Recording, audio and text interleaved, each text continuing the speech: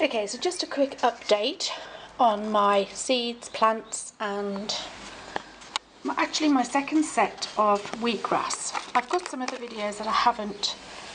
Look at I just love, look at I don't know if you could see that. The roots on this baby, they're just amazing. So this is my wheatgrass, and I've got 3 trays growing just for I just use it in my juices in the morning. Now these little hunky-dory things here, this you will never believe were seeds out of a home-bought pepper that was bought from the supermarket, and I threw the seeds on some soil, and this is what, so I've now got pepper plants, lots of them, as you can see.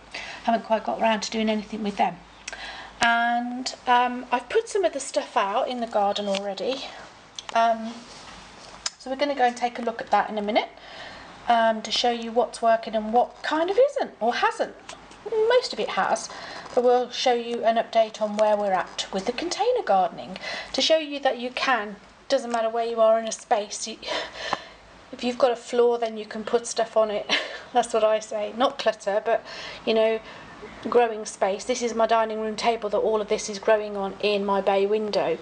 So there's no excuse. And then over here we've got the tomato plants, but then I saw this one the other day and I was like, what's that? But then it looks to me like it does look like a courgette plant, but I obviously thought that this was an empty pot when I put the tomato plant in, and it wasn't. So we've got an extra courgette plant there, and that's these are mini bells. Let me just, yeah, so these tomatoes are mini bell. So it says nothing on it, so I can't tell you about it. It is a pot variety. This is a basil plant that I've chopped down and trying to regrow. So we've got 4 of those, and then we've just got over here sprouting. Let me just move the lavender out of the way.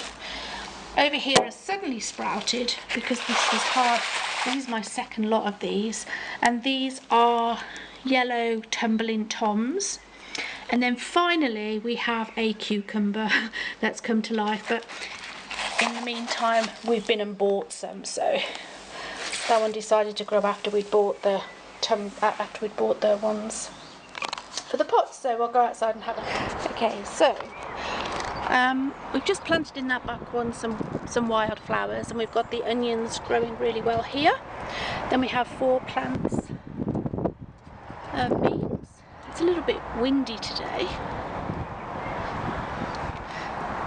Then we have the nasturtiums,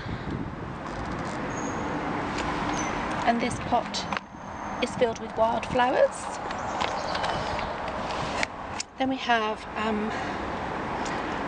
I'll remember the name of this in a second, chard. So this is chard, and then this is a climbing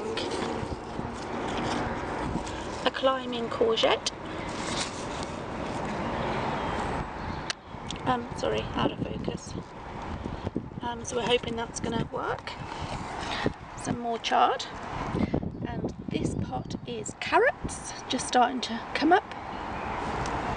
More chard, but it looks like we have a butterfly thing going on there. This is some beautiful chard again, and here we have cucumbers. Now this one and the back one are mini cucumbers, Hara F1, and these ones are Fern Spot F1 cucumbers.